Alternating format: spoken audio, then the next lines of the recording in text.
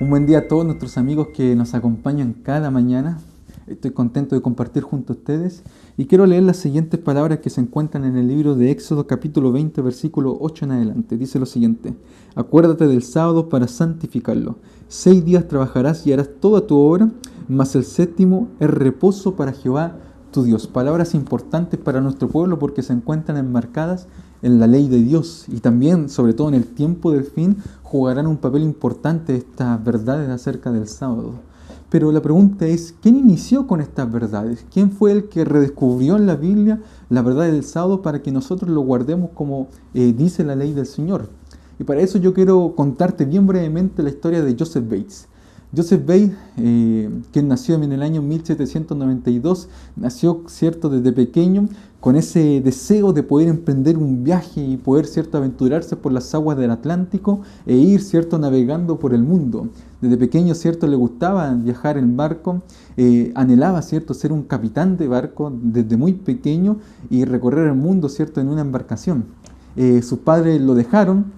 Sus padres, cierto, apoyaron el deseo, aunque al principio no estaban muy contentos con lo que deseaba Joseph Bates para su vida, pero finalmente lo dejaron, cierto, lo apoyaron y él emprendió un viaje hacia Europa, Inglaterra. Por allí pasó muchas dificultades porque en ese tiempo estaba en guerra Inglaterra con Francia. Lo tomaron, cierto, preso, lo tomaron cautivo y tuvo que servir, cierto, en algunas embarcaciones inglesas, pero nuevamente cuando él regresa a Estados Unidos, finalmente lo libran, decide, cierto, ser un capitán de barco y aventurarse a distintos lugares. No solamente fue a Europa, sino también a Sudamérica. En uno de esos viajes a Sudamérica, cuando ya él se encontraba casado junto a su esposa, obviamente, su esposa decide, cierto, que él necesitaba algo más, aparte, cierto, de esas novelas, esos cuentos que él leía generalmente en los viajes. Ustedes saben que las embarcaciones, los marineros, en ese tiempo sobre todo, no usaban un lenguaje muy agradable,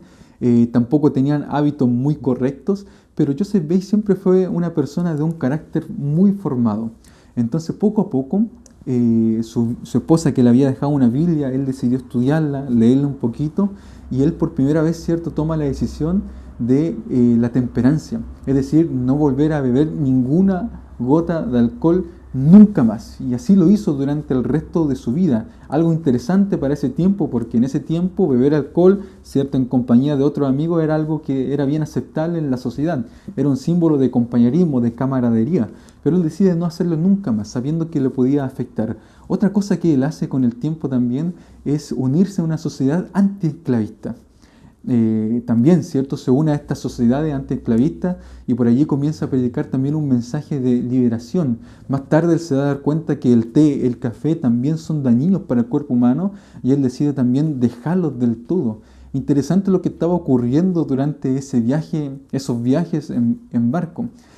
Más adelante Joseph Bates seguirá estudiando la palabra del Señor. Al regresar de ese viaje a Sudamérica que pasó por Lima, decide simplemente entregar su vida a Cristo y decide bautizarse y unirse a la iglesia de la Conexión Cristiana, a la cual pertenecía su esposa, y más adelante él se convertiría en ministro de esta denominación.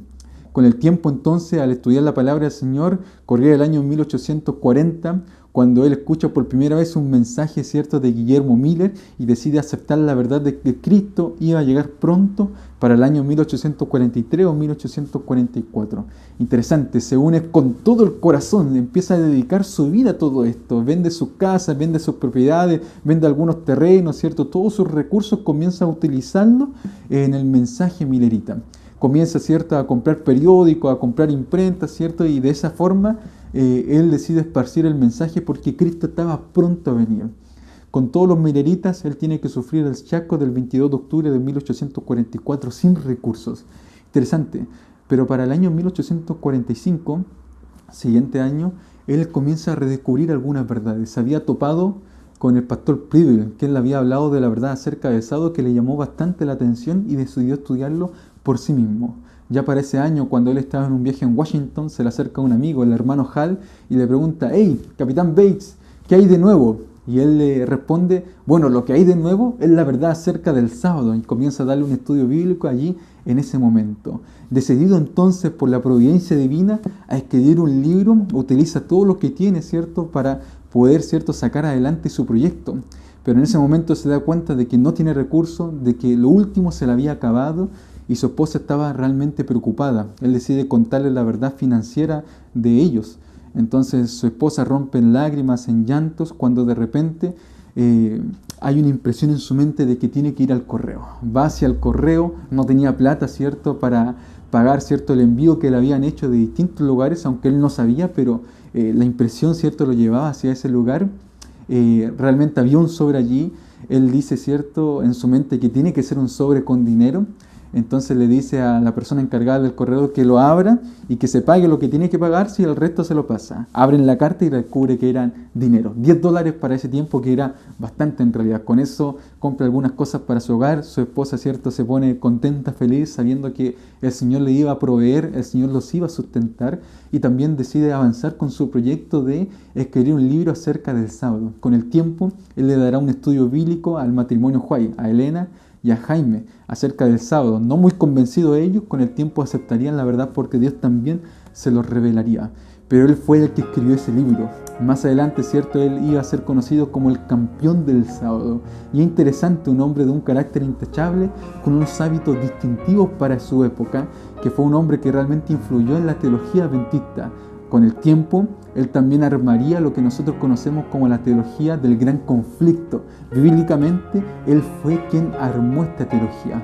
Para el año 1859, cuando se forma una asociación de Michigan, él es el primer presidente de una asociación antes de la organización de la Asociación General en el año 1863. Fue un hombre realmente influyente dentro de la iglesia adventista, pero que estaba convencido acerca de estas verdades y convencido de que el papel del sábado iba a jugar un rol importante, sobre todo en el tiempo del fin. Realmente nuestros pioneros eran hombres apasionados, hombres que estudiaban la palabra de Dios, se comían la palabra de Dios y tenían todo el deseo de poder esparcir las verdades a todo el mundo. Que el Señor, ¿cierto?, nos dé ese mismo espíritu, que el Señor nos ayude a estudiar la palabra del Señor y también, ¿cierto?, a poder esparcirla a un mundo también que no ha conocido estas verdades. Que Dios te bendiga.